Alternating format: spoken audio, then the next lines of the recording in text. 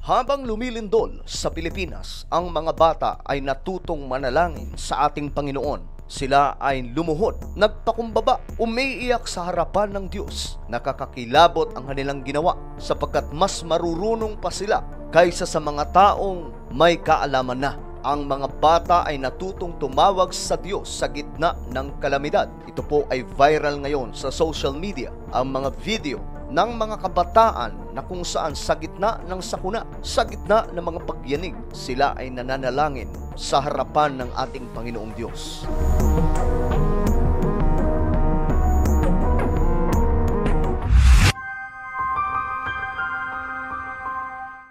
Hello, what's up mga sangga? This is me. I'm back for another vlog today. Huwag niyo pong kalimutan na i-subscribe yung ating YouTube channel, i-click ang bell at i-click niyo po yung all. At sa mga nanonood po ngayon sa Facebook, i-follow niyo po yung ating Facebook page. Today mga sangkay, pag-uusapan po natin ang kakilakilabot at nakakamanghang ginawa ng mga kabataan na bagamat sila ay may kakulangan pa pagdating sa kanilang edad at kaisipan, pero sila po ay natutong tumawag sa harapan ng ating Panginoon. Sa gitna po ito ng mga pagyanig sa ating bansa.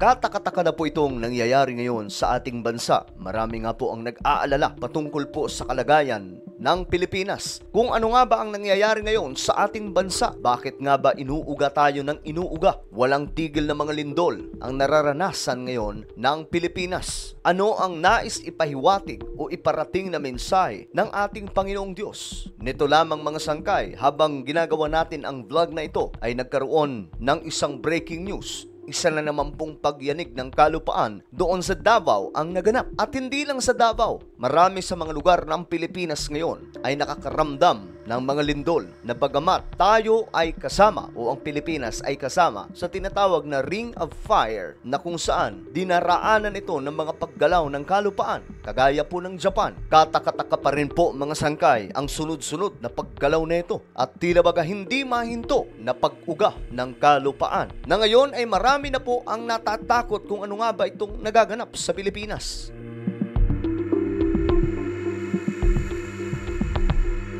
Kung titingnan po natin ang salita ng Diyos, ang Matthew chapter 24 ay nagpapaalala sa atin, mga sangkay, na sa huling mga araw, bago ang pagbabalik ng ating Panginoong Diyos, ay magaganap ang iba't ibang klaseng mga kaganapan, kagaya po ng mga sakuna, lalong-lalo na po itong palatandaan na paggalaw ng kalupaan o mga lindol. Mababasa po natin sa Matthew chapter 24 na sinasabi ng ating Panginoong Hesus, there will be famines and earthquakes in various places. At ang nakakakilabot ay nabanggit dito na lahat ng mga bagay na ito, mga sangkay, ay nag-uumpisa pa lamang.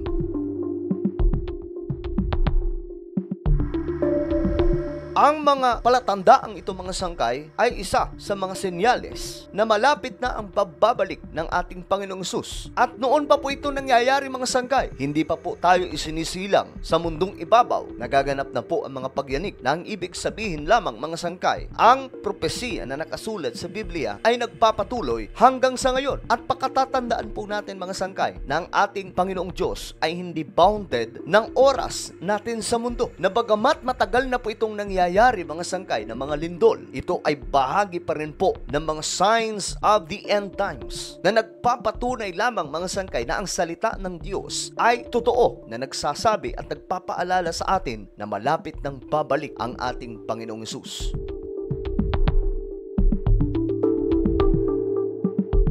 Marami ngayon ang nag-aalala, hindi lamang po ang mga Pilipino, dahil ang mga pagyanig na ito, ang mga sakuna at marami pang ibang nangyayaring kaguluhan ngayon sa ating bansa. Nagbibigay takot ito sa maraming mga tao sa buong mundo. Kung kaya't sila ay napapatanong, nalalapit na nga ba ang katapusan ng ating mundo? Kung pag-uusapan po natin ang sinasabi ng Biblia pagdating sa mga prophetic events, mga sangkay, hindi po sinabi ng Biblia na dahil nangyayari itong mga lindol o nangyayari itong mga sakuna, ito na ang katapusan. Sinasabi po ng malinaw ng salita salita ng Diyos na ito pa lamang ay pasimula ng kahirapan sa ating mundo bago po ang pagbabalik ng ating Panginoon. At continuous po ito. Kahit sa panahon, mga sangkay, na magkaroon na ng rapture, lalala ang sitwasyon ng ating planeta. Ang tao ay mas magiging marahas, ang mundo ay mas magiging magulo, at mas magiging katakot-takot ang sitwasyon ng ating mundo.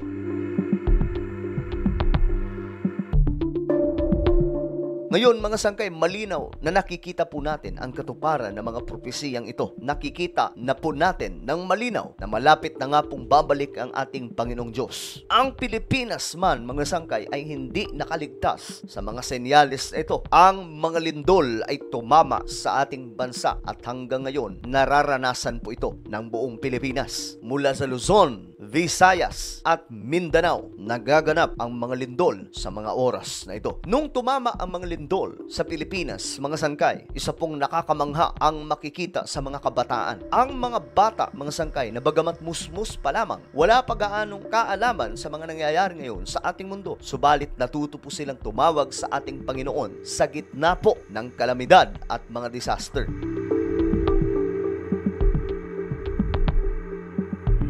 Maraming video ang kumalat kasi na itong mga bata sa gitna po ng pagyanig, bigla po silang nagpatira pa at humingi ng kapatawaran sa ating Panginoon na may kasamang pananampalataya sa ating Panginoong Diyos. At sinong mag-aakala, mga sangkay, na ang mga batang ito ay nakatulong po mismo na mapakalma ang mga malalakas na lindol sa Pilipinas. Sa spiritual realm, malamang kitang-kita, mga sangkay, kung papaano gumalaw ang kapangyarihan ng ating Panginoong Diyos noong ang mga batang ito ay humagulhol at humingi ng tulong sa ating Panginoong Diyos. Tandaan po natin, mga sangkay, ang mga bata ay malalapit sa puso ng ating Panginoon. Sundan ko mga katalakay, Lord Jesus, ipabang akong picture na dito, Lord. Wala kami maligo, Lord, kung wala ikaw. Kung saan na lang yung kung gaya kong ibaya, akong ibalik ka dito, Ginoo. Kabuli kami, Lord, sa iyong mga pagpungan mo siya. Aron dili kami maun sa upo sa iyong pag-atiman, Lord. Lord Jesus, tabangin kami, Lord Jesus. Paano ko nahihirapan? Wala kayo may mga nagsakalit. Lord, masama kami ginawa. Lord.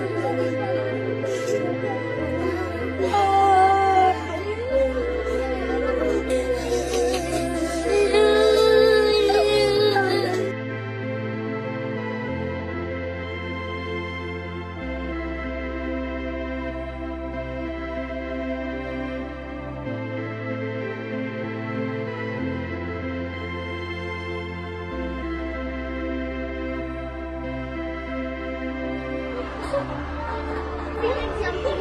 Is there an earthquake? Yes.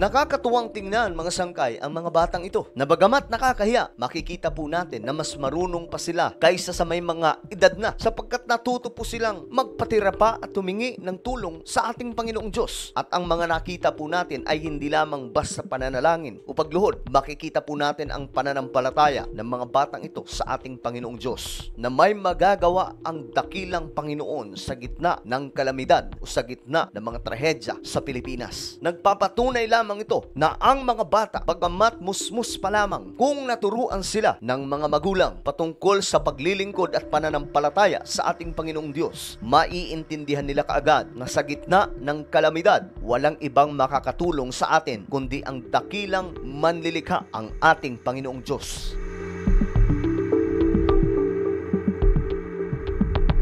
Sunod-sunod na mga trahedya ang nangyayari ngayon sa ating bansa. Hindi po natin alam kung ano pa ang mga susunod. May mga propesiya nga po na nagsasabi na may paparating pang mas malakas na lindol. At ayon po sa propesiyang ito, ang dahilan daw po kung bakit niyayanig ang Pilipinas at yayanigin pa ng mas malakas, kagaya po ng nasa 8 magnitude na paparating daw po sa taong ito. God forbid, wag naman po sana matuloy. Ang dahilan daw po, mga sangkay, ay dahil po sa idolatry. Ang mga tao daw kasi ay sumasamba sa mga Diyos-Diyosan at lumalala po ito sa Pilipinas. At ang witchcraft activity or mga demonic activity sa ating bansa ay lumalala. Ang mga Pilipino daw po ay nakakalimutan na ang ating Panginoong Diyos. Kung kaya't ito po sana ay maging isang babala sa lahat ng mga kababayan po natin na magbalik loob sa ating Panginoong Hesus. Ang ating bansa ay mahal ng ating Panginoon. Kung kaya't pinapaalalahanan po niya tayo. Hindi po ibig sabihin, mga sangkay, nakasama po tayo sa ring of fire, hindi na po ito gawa ng ating Panginoong Diyos. Tandaan po natin, malinaw na nababanggit sa salita ng Diyos na ang mga lindol ay nagpapatunay na ang Diyos ay dakila at makapangyarihan. At madalas nangyayari ito kapag mayroon ng ating Panginoong Diyos galit sa isang lugar at gusto niyang ituwid ang sangkatauhan. Pero sa Pilipinas, kung magkakaisa lamang po tayo, kagaya ng mga bata na nakita po natin na nanikluhod sa harapan ng ating Panginoong Diyos, ililigtas ng ating Panginoong Diyos ang ating bayan. Dahil ayon sa salita ng Diyos sa 2 Chronicles chapter 7 verse 14, "If my people which are called by my name shall humble themselves and pray and seek my face and turn from their wicked ways, then will I hear from heaven and will forgive their sin and will heal their land." Ano po ang inyong opinion sa ating napag-usapan ngayon? Comment down below. Huwag niyo pong kalilimutan na i-subscribe yung ating YouTube channel.